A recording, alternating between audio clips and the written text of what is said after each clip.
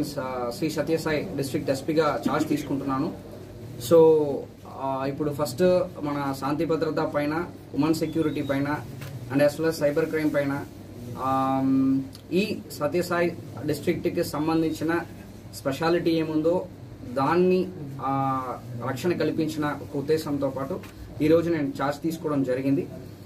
So ఫర్దర్గా ఈ డిస్ట్రిక్ట్లో ఎలాంటి ఇష్యూస్ ఉన్నాయి, సో ఎక్కడ ఏ ఏరియాలో కాన్సన్ట్రేట్ చేయాలి, ఇదన్నీ కూడా ఇప్పుడు ప్రతి ఒక్క పోలీస్ స్టేషన్ని విజిట్ చేస్తూ తెలుసుకున్న తర్వాత ప్లాన్ ఆఫ్ యాక్షన్ వేసుకుని ముందుకు వెళ్దామని చెప్పి అనుకుంటున్నాను.